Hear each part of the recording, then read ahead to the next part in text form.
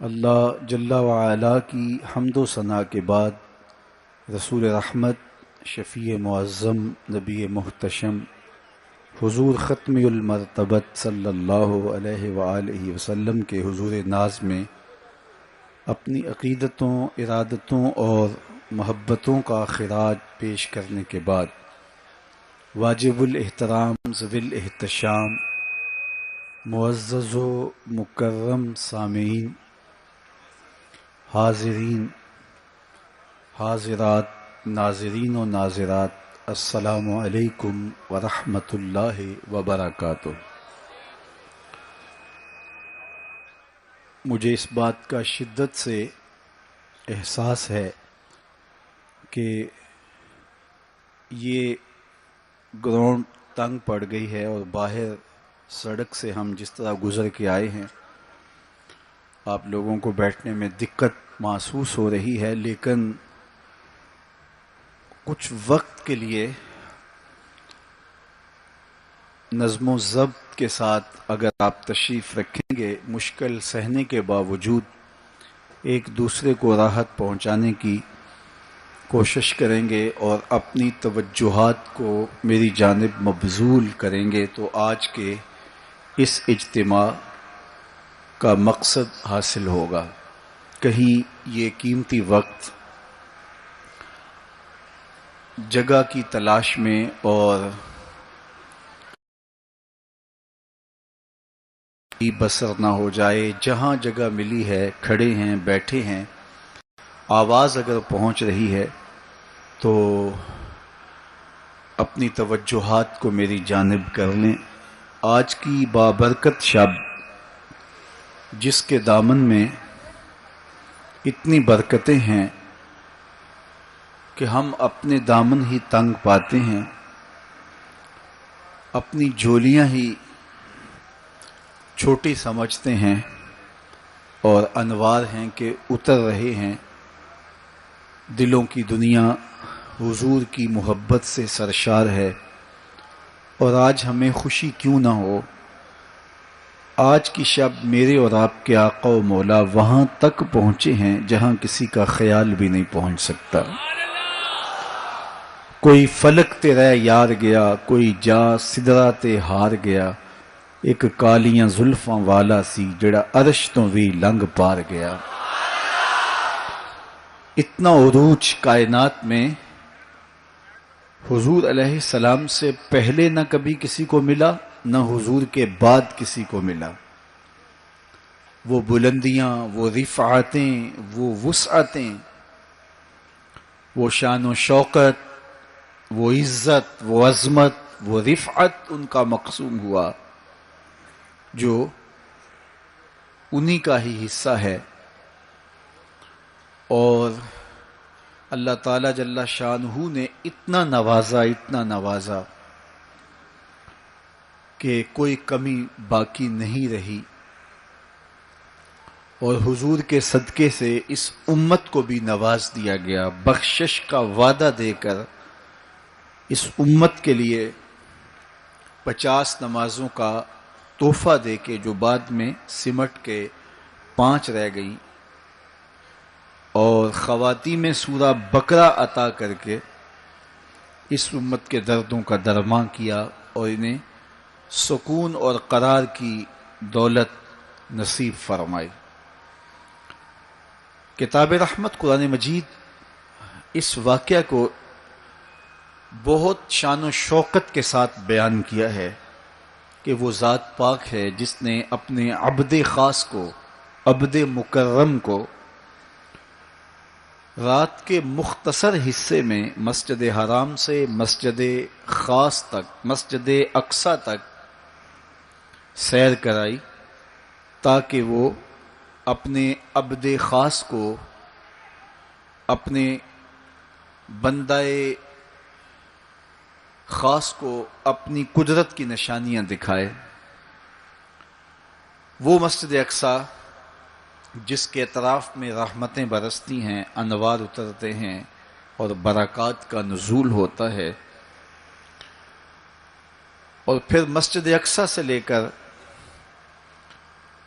آسمان تک اور آسمان سے سدرہ تک اور سدرہ سے جہاں تک میرے رب نے چاہا اپنے محبوب کو سیر کرائی اور قدرت کے نشانات دکھائے، جنت کی سیر کروائی، حضور نے دوزخ کا ملاحظہ کیا، مسجد اقصی میں نبیوں کی امامت کروائی، بیت المعمور میں اللہ کے محبوب کی جلوہ گری ہوئی، انبیاء علیہم السلام سے ملاقاتیں ہوئیں، اور سب سے بڑھ کر اللہ نے اپنے محبوب کو اپنا دیدار عطا فرمایا۔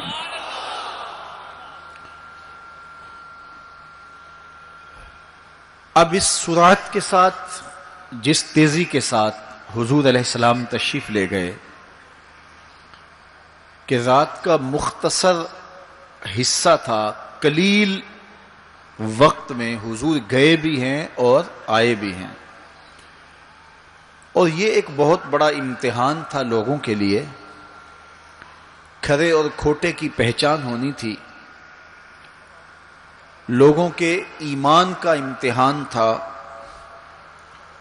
اور کفار نے اس پہ بہت ساری باتیں کی، اور ان کے ماننے میں یہ بھی نہیں آتا تھا کہ مسجد حرام سے مسجد اقصی تک کیسے گئے۔ ابو جہل نے گلی گلی جا کے پروپیگنڈا کیا کہ ہمارا کون سا مسجد اقصی میں آنا جانا نہیں ہے، تو 1 مہینہ جاتے ہوئے لگتا ہے، 1 مہینہ آتے ہوئے لگتا ہے، تو چھو کے بھی آنا ہو تو 2 ماہ چاہیے، اور یہ رات کے مختصر وقفے میں وہاں سے ہو کر آنے کی بات کر رہے ہیں، تو یہ کیسے ہم تسلیم کریں، یہ باتیں کیسے مان لیں؟ تو وہ مسجد حرام سے لے کے مسجد اقصی تک حضور علیہ السلام کے جانے اور آنے کو نہیں مانتے تھے، اور ماننے والوں نے کہا سر عرش بھی گئے ہیں اور واپس آئے ہیں، ہم اسے بھی مانتے ہیں۔ ابو جہل نے گلی گلی جا کے کہا، اور اس نے یہ سمجھا کہ یہ میرے ہاتھ ایک چیز آ گئی ہے جس سے میں لوگوں کو حضور سے دور کر سکوں، اور وہ پوچھتا پھرتا تھا بتاؤ یہ بات ماننے میں آتی ہے؟ اچانک حضرت ابو بکر صدیق رضی اللہ تعالی عنہ سے ملاقات ہو گئی، تو کہا ابو بکر تم ہی بتاؤ، اگر کوئی کہے کہ رات کے مختصر حصے میں گیا بھی ہوں اور پلٹ کے بھی آیا ہوں تو یہ بات ماننے میں آتی ہے؟ تو فرمایا بالکل ماننے میں نہیں آتی، چھو کے بھی آنا ہو تو 2 ماہ چاہیے۔ سمجھا لوہا گرم ہو گیا، اب چوٹ پورے ٹکانے پہ بیٹھے گی، تو کہنے لگا کہ پھر جن کا کلمہ تم پڑھتے ہو انہوں نے یہ دعویٰ کیا ہے۔ تو حضرت ابو بکر صدیق فرماتے ہیں کہ وہ اس سے بھی عجیب کرے تو میں وہ بھی ماننے کو تیار ہوں، وہ تو آسمان کی خبریں دیتے ہیں، ہم وہ بھی مانتے ہیں۔ تو محبت والوں کے لیے، ایمان والوں کے لیے تو یہ قابل تعجب نہیں ہے۔ قرآن بتاتا ہے کہ حضرت سلیمان علیہ السلام نے کہا کہ مجھے تخت بلقیس چاہیے، تو ایک جن کھڑا ہو گیا، حضرت یہ خدمت میں سر انجام دیتا ہوں، کب تک لے کر آؤ گے؟ اس نے کہا دوپہر تک لے آؤں گا، مجلس برخاست ہونے سے پہلے پہلے تخت حاضر کر دوں گا۔ اور وہ کوئی ڈبیا نہیں تھی کہ جیب میں ڈال کے لے آنی ہو، وہ تخت اتنا بڑا تھا کہ 60 ہاتھ چوڑا تھا، 80 ہاتھ لمبا تھا اور کئی ہاتھ موٹا تھا، 7 کوٹڑیوں میں مکفل تھا، پہرے دار کھڑے تھے، 1 مہینے کی مسافت پہ تھا۔ اس کو جیب میں بھی ڈال کے لانا ہو تو پھر بھی 2 ماہ چاہیے، لیکن وہ اتنا بڑا تخت، اس کو وہاں سے لانا کوئی تماشائے لبے بام تو نہیں تھا۔ لیکن جن نے کہا حضرت میں مجلس برخاست ہونے سے پہلے پہلے وہ تخت حاضر کر دیتا ہوں۔ قرآن نے ساری تفصیل سورہ النمل میں بیان کی۔ اب کتنی بڑی پیشکش تھی، لیکن حضرت سلیمان نے کہا نہیں، مجھے اس سے بھی پہلے چاہیے۔ پھر وہ اٹھا جس کے سینے میں کتاب اللہ کا علم تھا، قال الذی عنده علم من الکتاب، مفسرین نے ان کا نام آصب بن برخیہ بتایا ہے، جو حضرت سلیمان کا صحابی تھا۔ اس نے کہا حضرت میں یہ سعادت اپنے ذمے لینا چاہتا ہوں، آپ کو اگر جلدی چاہیے تو میں لے آتا ہوں۔ تو آپ نے فرمایا وہ تو دوپہر تک کا ٹائم دے رہا، بتاؤ تم کب لاؤ گے؟ تو وہ شخص جو زبور کا عالم تھا اور حضرت سلیمان علیہ السلام کا صحابی تھا، وہ بولا انا آتی کا بہی قبل ان یرتد الیک طرفک، حضور آپ آنکھ بعد میں جھپکیں گے، تخت پہلے حاضر ہوگا۔ اور حضرت سلیمان نے ابھی آنکھ جھپکی نہیں تھی، تخت سامنے پڑا ہوا تھا۔ بے ساختہ پکارا ھذا من فضل ربی، یہ میرے رب کا فضل ہے کہ جس نے میرے ماننے والے کو یہ روحانی طاقت اور توانائی نصیب کر دی۔ میں آپ سے کہتا ہوں کہ حضرت سلیمان کے امتی کی یہ شان ہے کہ 1 مہینے کی مسافت پر پڑا ہوا تخت آنکھ جھپکنے سے پہلے حاضر کر دیتا ہے، اور خود سلیمان مقتدی بن کے مسجد اقصی میں جس امام کے پیچھے کھڑے ہوں، اس امام کی شان کا عالم کیا ہوگا، ان کی رفعتوں کا عالم کیا ہوگا۔ تو یہ ایک امتحان ہے معراج، اور میرے اور آپ کے آقا و مولا کی عظمتوں کو ماننے والوں نے کہا کہ یہ بعید نہیں ہے، اللہ اپنے محبوب علیہ السلام کو جہاں چاہے جتنے وقت میں چاہے لے جا بھی سکتا ہے، اور اللہ کی دی ہوئی طاقت سے محبوب واپس پلٹ کے آ بھی سکتے ہیں۔ لوگوں نے یہ کہا کہ جسم اتنی سرعت کے ساتھ اگر محو سفر ہو تو تحلیل ہو جائے، تو میاں تخت سلیمان تحلیل نہیں ہوا، اور یہ حضرت سلیمان کے مقتدی کی تخت بلقیس جو ہے وہ تحلیل نہیں ہوا، اور یہ حضرت سلیمان کے مقتدی کی روحانی قوتوں کا کرشمہ ہے۔ تو جب ان کے مقتدی کی قوتوں کا یہ کرشمہ ہے تو ان کے امام کی طاقتوں کا عالم کیا ہوگا اور رفعتوں کا عالم کیا ہوگا۔ باقی یہ دعویٰ میرے رب کا ہے، سبحان الذی اسری بعبدہ، وہ ذات پاک ہے جس نے اپنے عبد خاص کو سیر کرائی۔ اور پھر دنیا ورطہ حیرت میں ہے کہ اتنے مختصر حصے میں، اتنے قلیل وقت میں کیسے گئے اور کیسے پلٹ کے آئے۔ اور میرے رب نے کہا کہ سن لو، یہ میرے محبوب کا سفر نہیں ہے، یہ میرے محبوب کی سیر ہے۔ سبحان الذی اسری، یہ میرے محبوب کا سفر نہیں ہے، یہ میرے محبوب کی سیر ہے۔ اور آپ جانتے ہیں سفر اور سیر میں فرق، سفر تیزی کے ساتھ کیا جاتا ہے۔ میں اب جو فاصلہ طے کر کے آیا ہوں، تو اگر میں سیر کی غرض سے یہاں آتا تو مجھے 2 گھنٹے لگتے، اور اگر میں گاڑی پہ بھی آتا تو پھر بھی مجھے کم از کم پونا گھنٹہ چاہیے تھا، لیکن میں 15-20 منٹ میں یہاں پہنچنے کی کوشش کی ہے، کیونکہ میری نگاہ میں ایک ہدف تھا کہ میں نے دیے گئے وقت کے مطابق یہاں پہنچنا ہے۔ وہ تو باہر بے تحاشا رش نہ ہوتا تو میں وقت سے 5 منٹ پہلے ہی پہنچ پاتا۔ تو میں دائیں بائیں سے بے نیاز ہو کے اپنی منزل پہ نگاہیں گاڑے ہوئے سرپٹ دوڑ رہا تھا اور یہاں تک آ پہنچا۔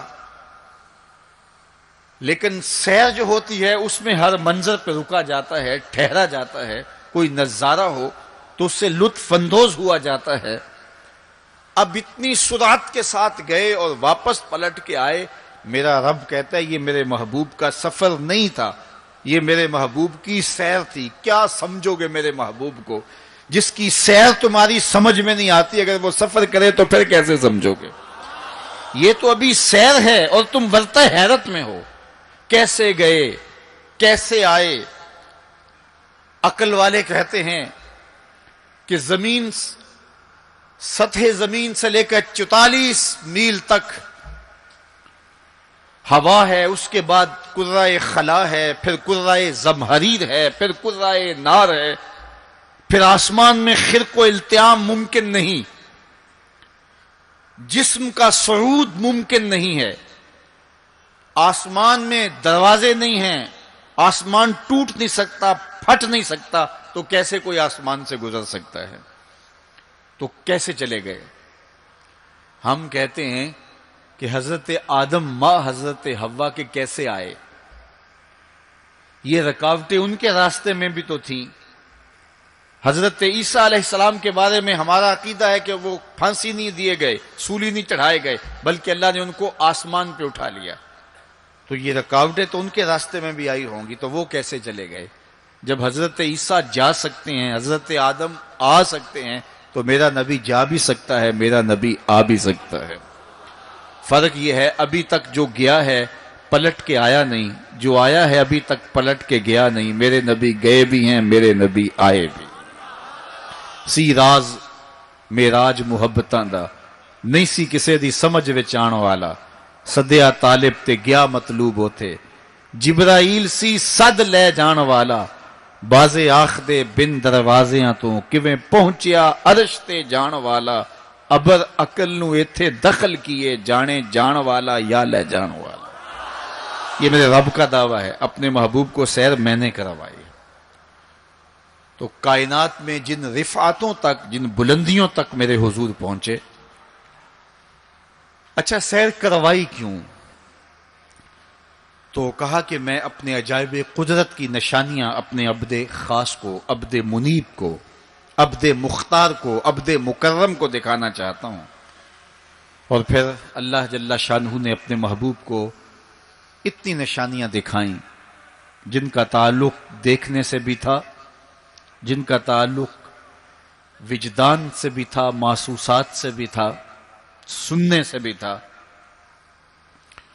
کبھی حضور علیہ الصلوۃ والسلام جنت کی خوشبو سونگھتے ہیں، نظاروں کی وادی دیکھتے ہیں، اور جنت کے محلات کو حضور ملاحظہ فرماتے ہیں، اور کبھی دوزخ کے اندر عذابوں میں مبتلا لوگوں کو حضور علیہ الصلوۃ والسلام دیکھتے ہیں، اور پھر اپنی امت کو بیان بھی فرمایا تاکہ وہ ان اعمال بد سے بچ جائیں جو جہنم میں لے جانے کا سبب اور ذریعہ ہے۔ آج کی شب خاص میں میں اور آپ اپنی زندگیوں پہ غور کریں، اور حضور علیہ السلام نے وہ جو ہمیں خبریں دی ہیں ان کو دیکھیں، اور کوئی ایسی کوتاہی کہیں ہمارے اعمال میں تو نہیں ہے، اگر ہے تو اس کو اپنے سے دور کر کے ایک نئی زندگی کا آج سے آغاز کریں۔ حضور علیہ الصلوۃ والسلام نے فرمایا کہ میں نے کچھ لوگوں کو دیکھا کہ پتھروں سے ان کے سر کچلے جا رہے ہیں، اور پتھروں سے کچلنے کی وجہ سے ان لوگوں کے سر کیمے کی طرح ہو جاتے، کوٹ دیے جاتے ہیں پتھروں سے، لیکن تھوڑی دیر کے بعد پھر صحیح ہو جاتے ہیں، لیکن پھر دوبارہ ان کے سر کچلے جاتے۔ تو میں نے پوچھا جبریل یہ کون لوگ ہیں؟ تو کہا کہ یہ وہ لوگ ہیں کہ جن کے سر نماز کی وجہ سے بوجھل رہتے تھے، نماز جن کو بڑی بھاری لگتی تھی۔ کئی لوگوں کو نماز کا کہیں تو وہ 100 بہانے کرتے ہیں، اور ایک بہانہ تو ہر بے نمازی کرتا ہے، میرے کپڑے پاک نہیں ہیں۔ میرے والد گرامی فرمایا کرتے تھے تیرے کپڑے کیسے پاک ہو سکتے ہیں جب تو اللہ کے حضور جھکنا نہیں جانتا؟ جب اس کے حضور جھکنا سیکھ جائے گا تیرا لباس بھی پاک ہو جائے گا، تیرا بدن بھی پاک ہو جائے گا، تیرا تن بھی پاک ہو جائے گا، تیرا من بھی پاک ہو جائے گا۔ تو 100 بہانے، تو ان کے سر نماز کی وجہ سے بوجھل ہو جاتے، اذان کی آواز سنتے اور پھر دوبارہ سرہانے پہ سر ڈال دیتے اور اٹھنے کی ہمت نہ پڑتی۔ حی علی الصلاۃ حی علی الفلاح کی دل فریب صدائیں کانوں میں پڑتی۔ تو ان کے سر نماز کی وجہ سے بوجھل ہوتے تھے، اور آج ان کے سر پتھروں سے کوٹے جا رہے ہیں۔ اس پورے اجتماع میں جو اس گراؤنڈ کے کناروں تک ہے اور باہر گلی میں بھی اس لاؤڈ سپیکر کے ذریعے سے بازار میں بھی سڑک پر بھی آوازیں پہنچ رہی ہوں گی، تو آپ سب اور میں غور کریں کہ ہماری زندگی میں کہیں نماز سے کوتاہی تو نہیں ہے، اور یہ بھی سن لیجئے کہ یہ معراج کا تحفہ خاص ہے جو حضور لے کر آئے ہیں۔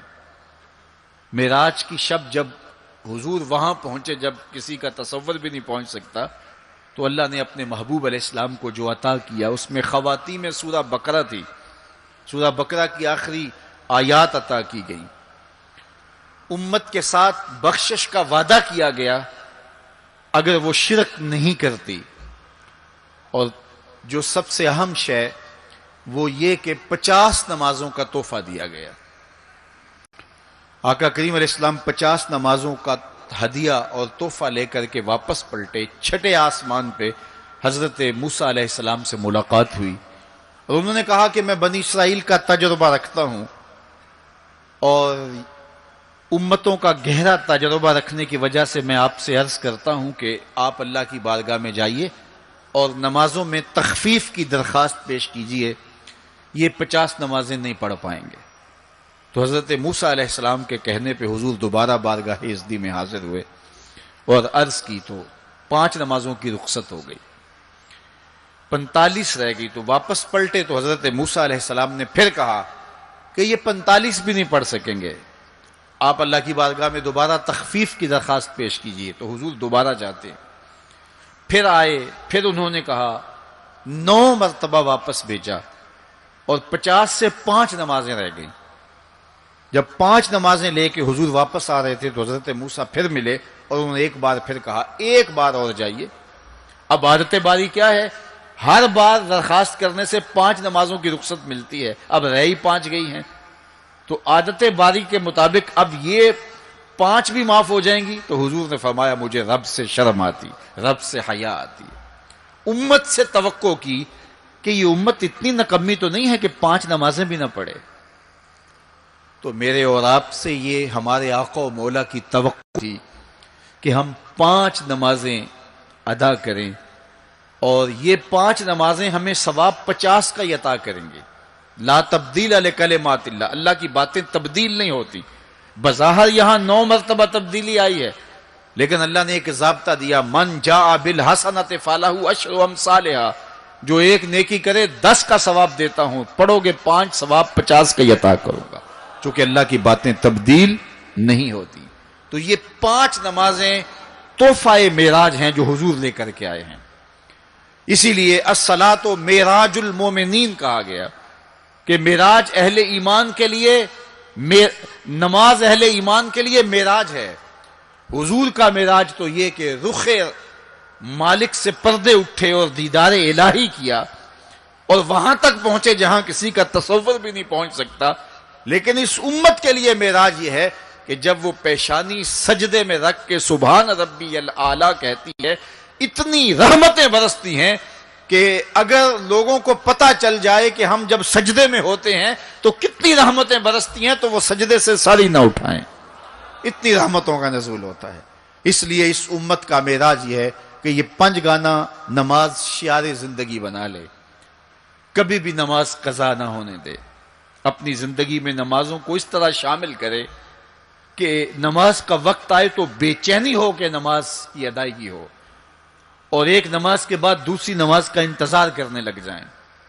میرے اور آپ کے آقا و مولا نے فرمایا، مجھے تمہاری دنیا سے صرف 3 چیزیں پسند ہے، حبب الی من دنیاکم ثلاث، تمہاری دنیا سے صرف 3 چیزیں پسند ہے، خوشبو، پاکیزہ عورتیں، اور میری آنکھوں کی ٹھنڈک نماز میں رکھی گئی۔ حضور نماز کو آنکھوں کی ٹھنڈک قرار دیں، اور فرمایا بلال حبشی کو جب اذان کے لیے کہتے تو یہ فرماتے، ارحنا یا بلال، بلال اٹھو اور ہمارے سینے کو راحت پہنچا دو۔ تو نماز سے حضور کے قلب کو، حضور کے سینے کو راحت پہنچتی تھی۔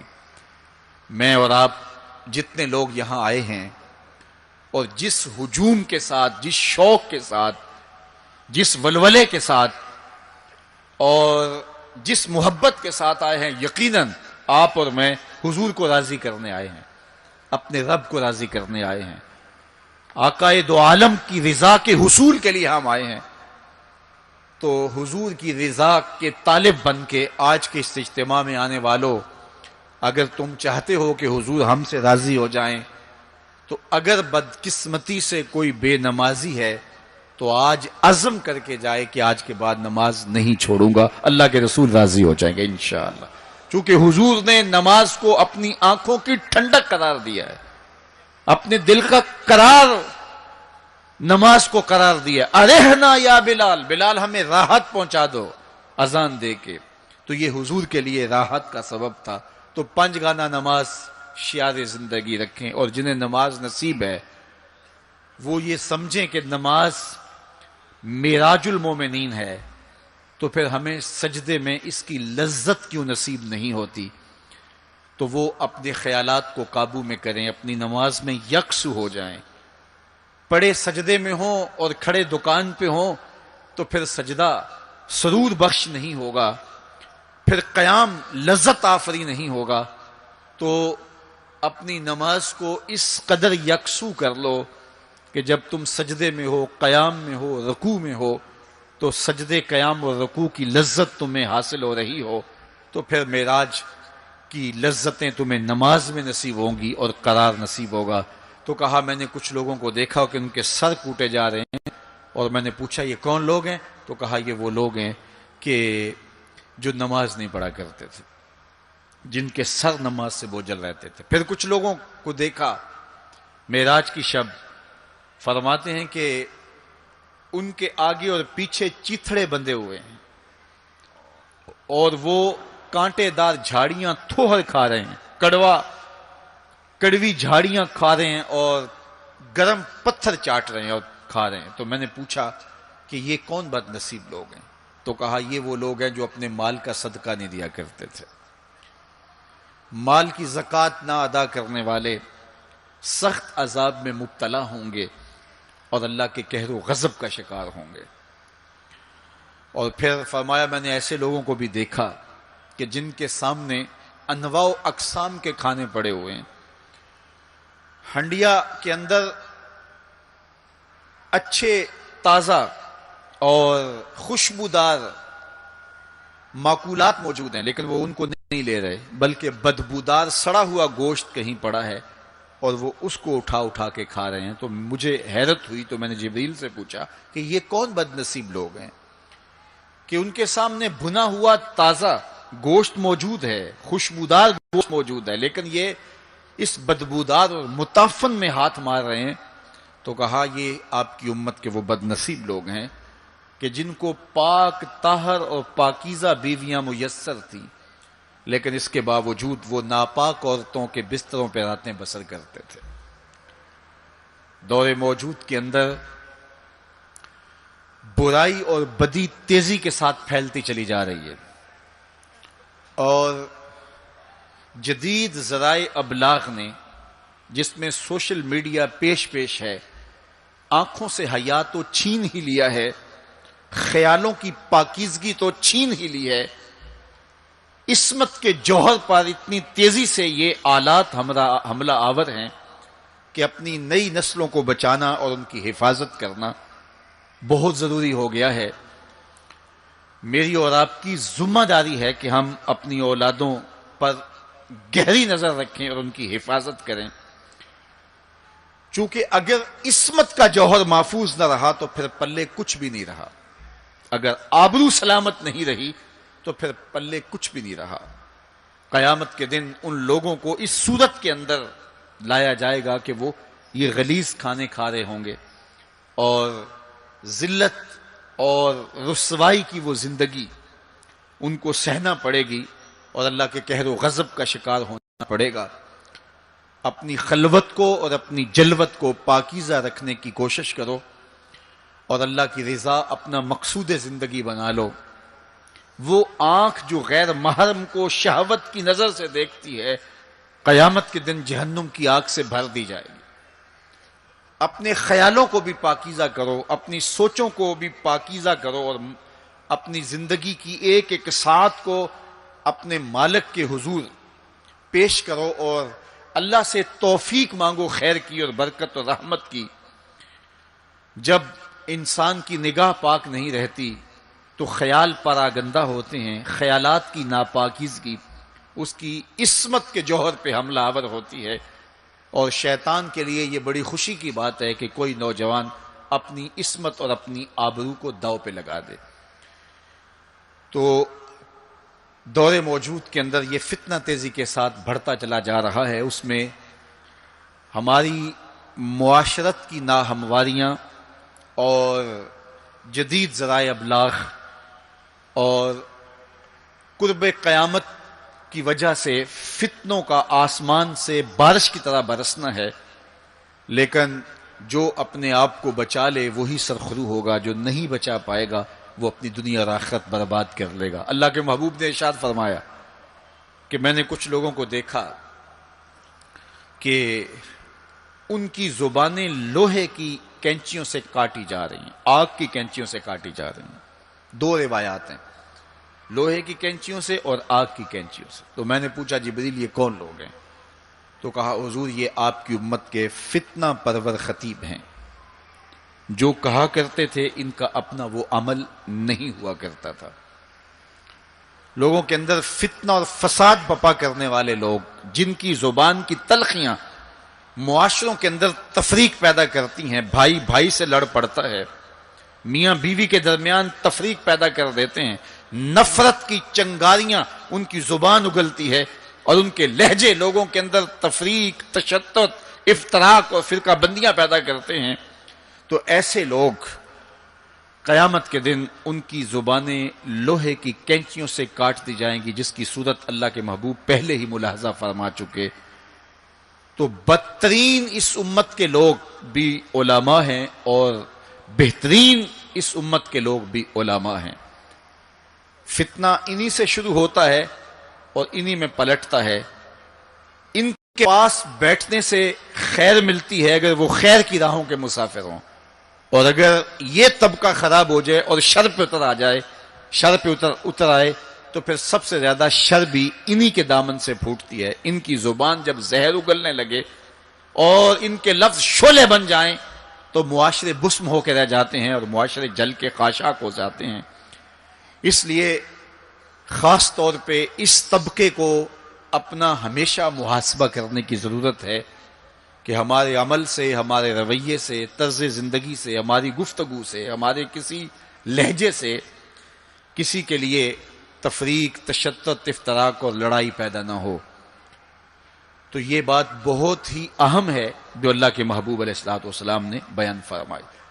اللہ کے محبوب علیہ السلام فرماتے ہیں میں نے ایک منظر دیکھا کہ ایک سوراخ ہے، اس سے ایک بیل نکلتا ہے، نکلنے کے بعد دوبارہ گھسنے کی کوشش کرتا ہے لیکن گھس نہیں پاتا۔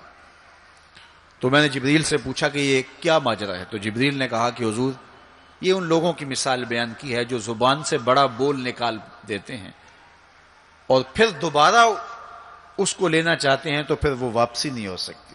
بعض اوقات آپ کوئی ایسی بات کر دیتے ہیں جس سے فتنہ پھیلنا شروع ہو جاتا ہے، جس سے شر پھیلنا شروع ہو جاتی ہے، جس سے معاشرے کے اندر تشدد اور افتراق پیدا ہونا شروع ہو جاتا ہے، جس سے لوگ آپس میں الجھ پڑتے ہیں۔ تو آپ آرام سے زبان سے کوئی جملہ نکال دیتے ہیں لیکن بعد میں اس کو واپس لینا چاہیں لیکن وہ شر پھیل چکی ہوتی ہے۔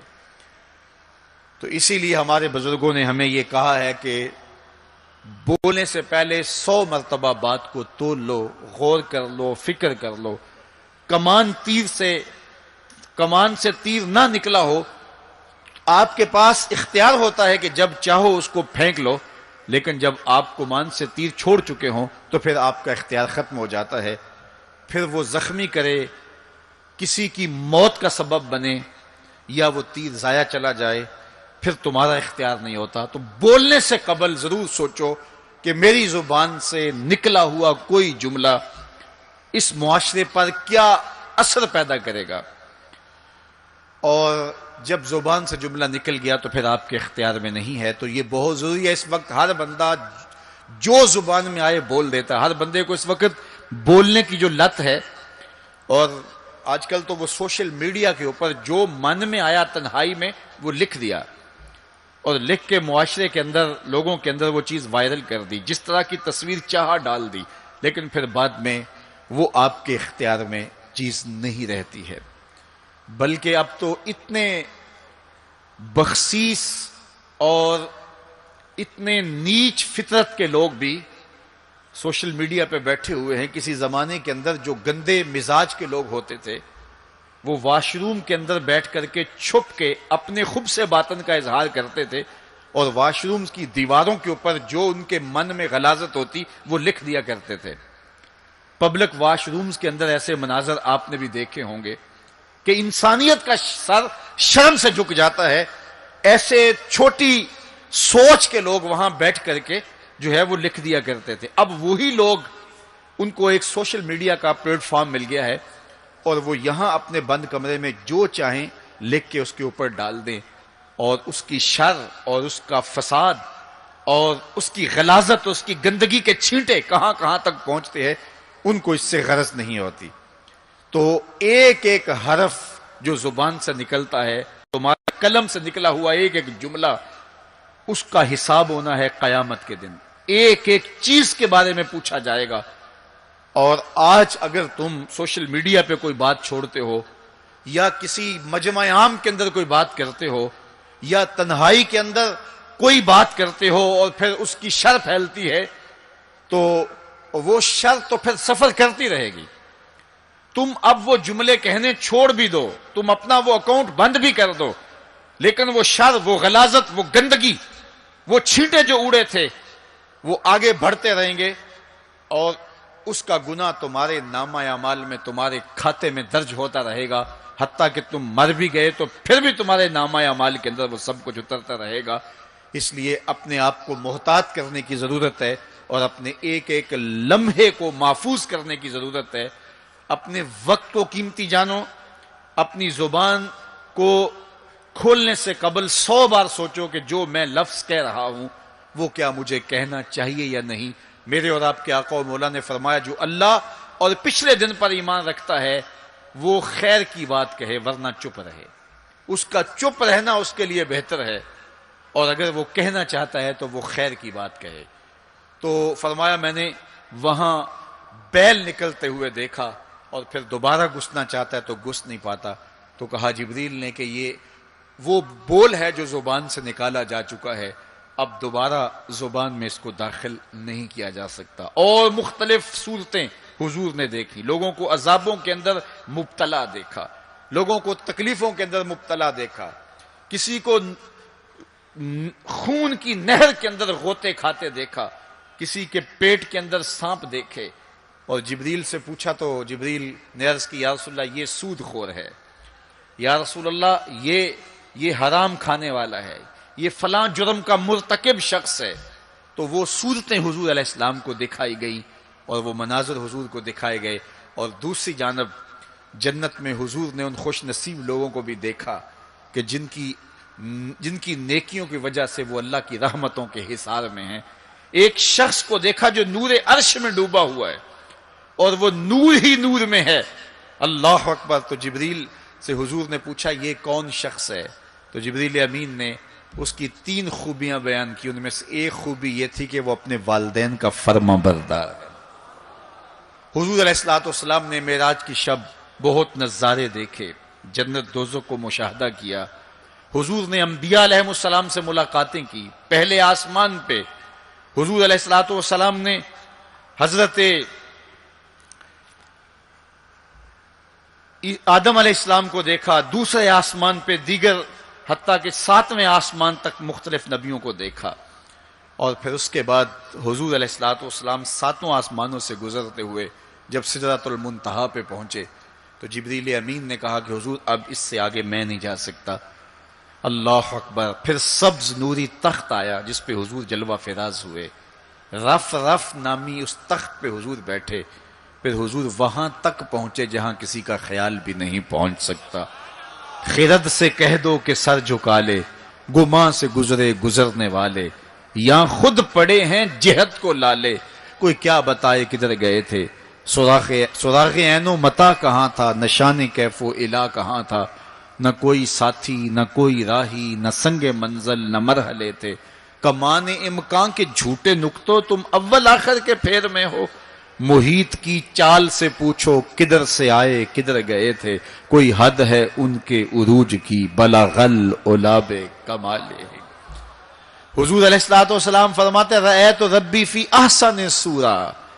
اللہ اکبر، سب سے بڑی دولت جو حضور نے ملاحظہ کی، سب سے بڑا نور جو حضور نے دیکھا، سب سے بڑی قدرت کی نشانی جو حضور نے دیکھی، وہ یہ تھا کہ حضور نے سر کی آنکھوں سے اپنے رب کا دیدار کیا۔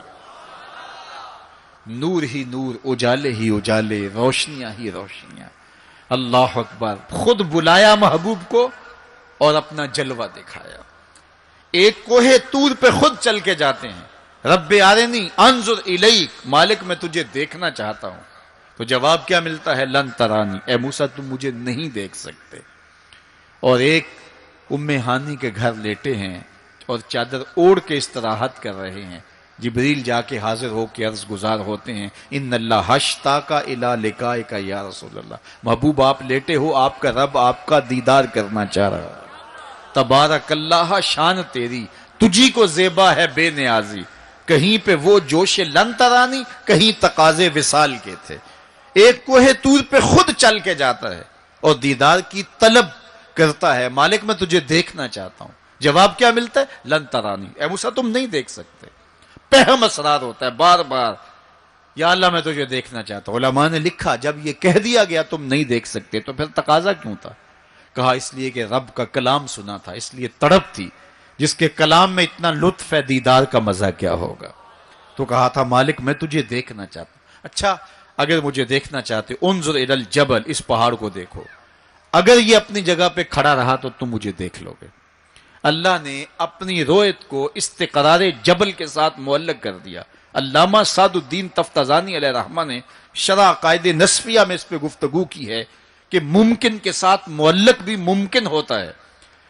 گویا اللہ کا دیدار ممکن ہے، تو اللہ تعالیٰ جل شانہ نے کہا کہ اس پہاڑ کو دیکھو، یہ اگر اپنی جگہ ٹھہرا رہا تو تم مجھے دیکھ لو گے۔ یہ الگ بات ہے کہ وہ پہاڑ ٹھہر نہ سکا، اللہ کے جلووں کی تاب نہ لا سکا۔ اللہ تعالیٰ نے اس پہاڑ پہ جب اپنی تجلی کا نزول کیا، اور وہ بھی تجلی ذاتی نہیں تھی، تجلی صفاتی، اور اس کا بھی عکس، پرتو، ظل اور سایہ اس پہاڑ پہ ڈالا، اور پہاڑ اس جلوے کی تاب نہیں لا سکا۔ طور جلنے لگا، خر موسیٰ سائے کا قرآن بتاتا ہے۔ حضرت موسیٰ علیہ السلام بھی بے ہوشی کی کیفیت میں زمین پر تشریف فرما ہو گئے۔ اللہ اکبر۔ اس کے بعد جب ہوش میں آئے تو حضرت موسیٰ اللہ کی بارگاہ میں عرض گزار ہے، مالک میں تیرے حضور توبہ کرتا ہوں، میں نے تقاضا ہی کیوں کیا۔ اللہ اکبر۔ جلووں کی تاب نہیں لا سکے، اور وہ تجلی ذاتی بھی نہیں تھی، تجلی صفاتی تھی، اور وہ بھی تجلی صفاتی کا عکس تھا، سایہ تھا، اور وہ بھی پہاڑ پہ پڑا، پہاڑ سے منعکس ہو کے حضرت موسیٰ علیہ السلام پہ آیا، لیکن تاب نہیں لا سکے۔ لیکن اللہ کے دیدار کا سرما تو آنکھوں میں لگ گیا تھا، ایک جھلک تو پڑی تھی۔ امام حلبی نے لکھا ہے کہ اس کے بعد حضرت موسیٰ کی نگاہوں کا عالم یہ تھا کہ کالی رات کے اندھیرے میں کالے پتھر پر کالے رنگ کی چیونٹی کو 9 فراسخ دور سے، ایک فرسخ 3 میل کا ہوتا ہے، 27 میل دور سے، تقریباً 50 کلومیٹر دور سے کالے رنگ کی چیونٹی کو کالے پتھر پر کالی رات کے اندھیرے میں چلتا ہوا دیکھ بھی لیتے تھے، اس کے قدموں کی آہٹ کو سن بھی لیتے تھے۔ یہ اللہ کا کلام سننے کی وجہ سے کانوں میں یہ سماعت آ گئی، اور اللہ کا دیدار کرنے کی وجہ سے آنکھوں میں یہ توانائی آ گئی کہ 50 کلومیٹر دور کالی رات کے اندھیرے میں، شب دیجور کی ظلمتوں میں، کالے رنگ کی چیونٹی کو چلتا ہوا دیکھتے بھی، اس کے قدموں کی سرسراہٹ کو سنتے بھی۔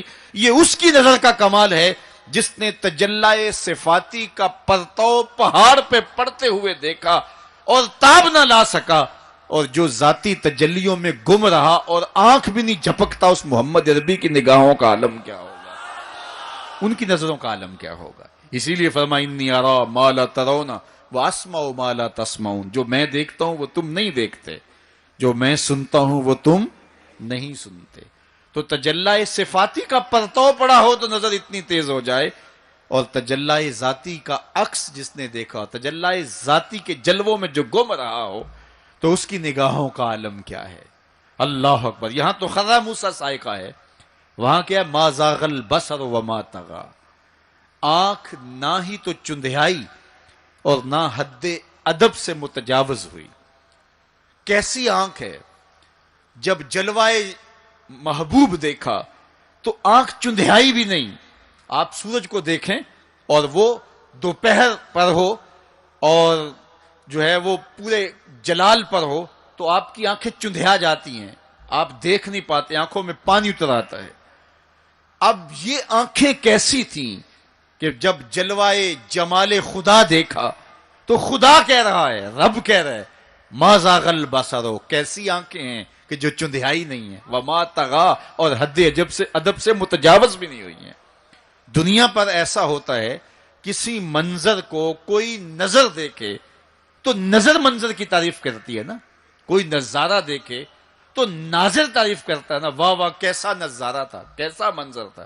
دنیا کے اوپر یہی ہوتا آیا ہے، لوگ جاتے ہیں گلزاروں کو، پہاڑوں کو، کوساروں کو، وادیوں کو دیکھنے کے لیے، تو واپس پلٹتے ہیں تو کہتے ہیں کیا منظر تھا یار، پہاڑوں پہ جمی ہوئی برف، پھوٹتے جھرنے، بہتی ندیاں، کیا منظر تھا، کیا خوبصورت درخت تھے، اور درختوں کے اوپر کیا قدرت کے جمال کے رنگ تھے۔ اقبال بھی ایک منظر دیکھ کر آئے تو واپس کسی نے پوچھا کیا دیکھا وہاں، تو انہوں نے کہا من خدا را آنجا دیدم بے حجاب، میں نے اس کے جلوے وہاں بے نقاب دیکھے ہیں۔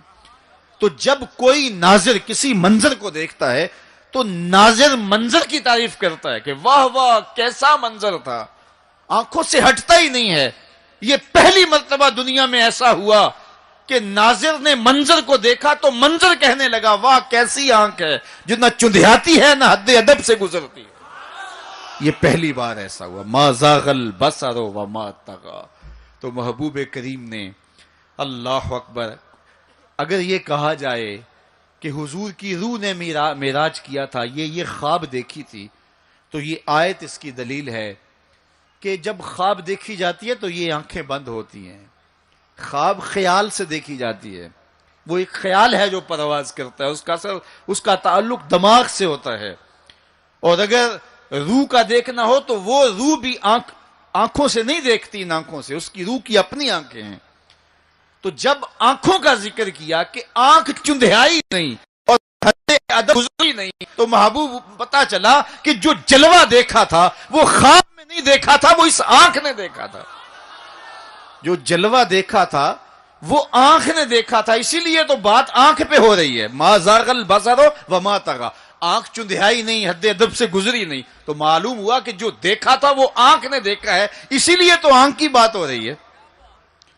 اور پھر ایک اور بات سنو، آگے قرآن کہتا ہے ما کذب الفؤاد ما رأى، جو آنکھ نے دیکھا دل نے اس کی تکذیب نہیں کی۔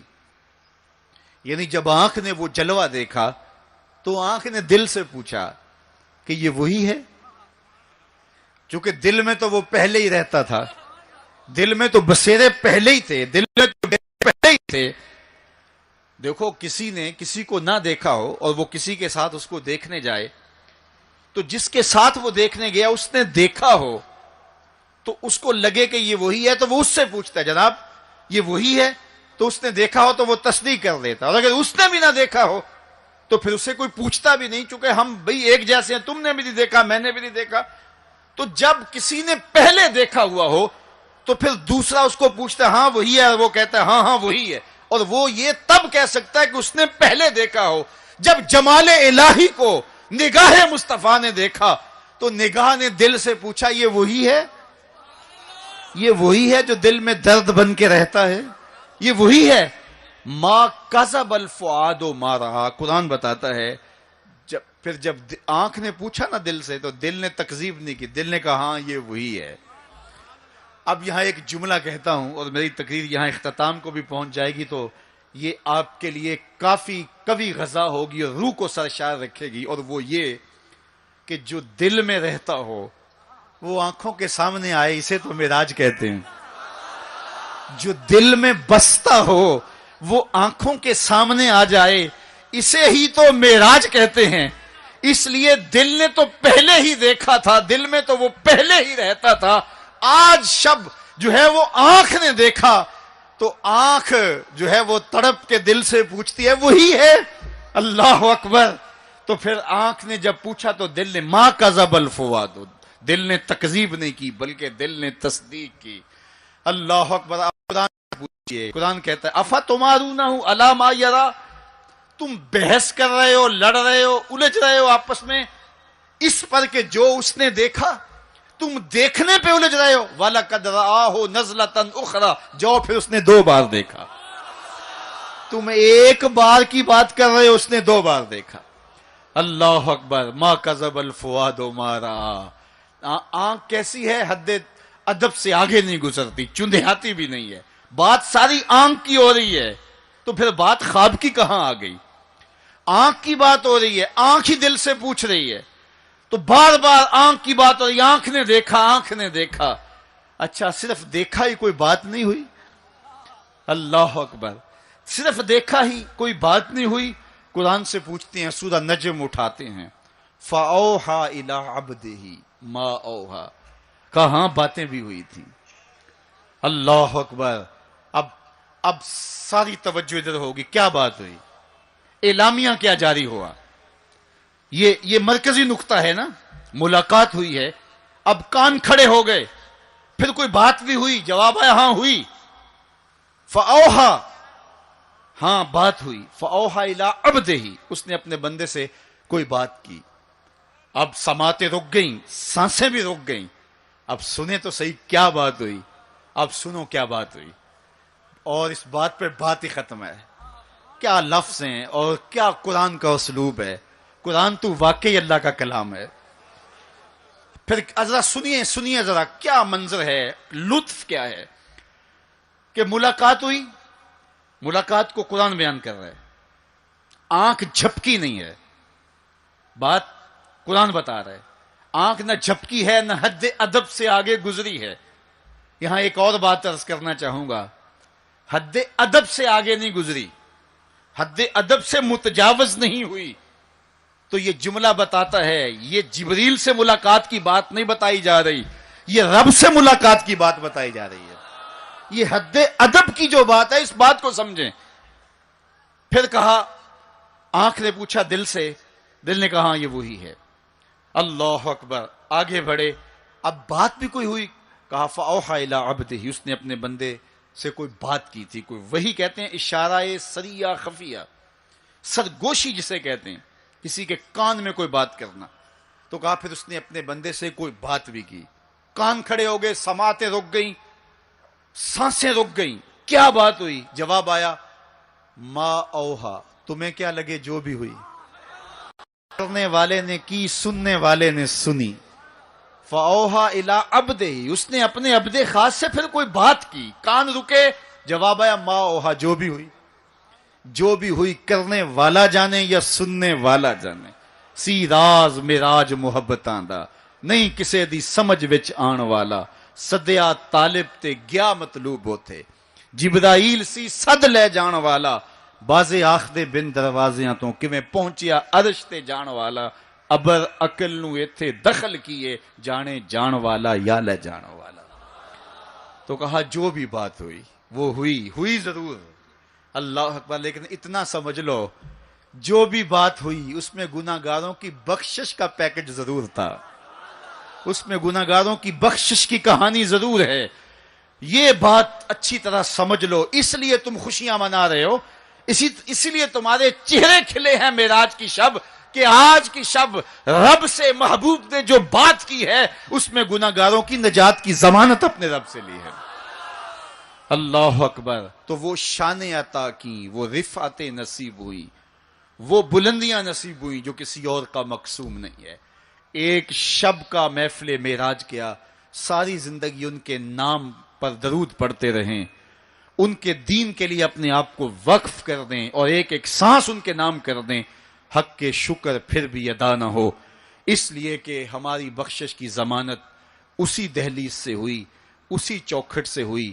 یہ سارے اجالے، یہ ساری روشنیاں کائنات کے اندر جو آپ کو دکھائی دیتی ہیں، یہ آمنہ کے لال کے قدموں کا صدقہ ہے، اور یہ ساری روشنیاں حضور کے طفیل ہیں۔ انشاءاللہ العزیز شب برات کو مرکز مصطفیٰ کے اندر اسی طرح جشن ہوگا، اور یہ رات خاص طور پہ توبہ کی رات ہے۔ انشاءاللہ 1 بجے شب ہم دعا کرنے کی کوشش کریں گے. جس شوق و وارفتگی کے ساتھ آپ تشریف لائے ہو اسی شوق سے وہاں بھی آنا. مجھے اس بات کا پتہ ہے کہ اس وسیع اور عریض گراؤنڈ میں پچھلے سال بھی جگہ کم پڑ گئی تھی، لیکن اب ہم نے الحمدللہ مرکز مصطفیٰ کو مزید وسیع کیا ہے. 1,00,000 آدمی وہاں سہولت سے بیٹھ سکتا ہے. تو انشاءاللہ العزیز یہ 14 اور 15 شعبان کے درمیانی شب آپ کا وہاں انتظار کریں گے. اب بارگاہ رسالت مآب میں سلام پیش کیا جائے گا. سلام کے بعد دعا ہوگی. دعا عبادت کا مغز ہے، اس میں سارے لوگ شریک ہو کے جائیں. وآخر دعوانا ان الحمدللہ.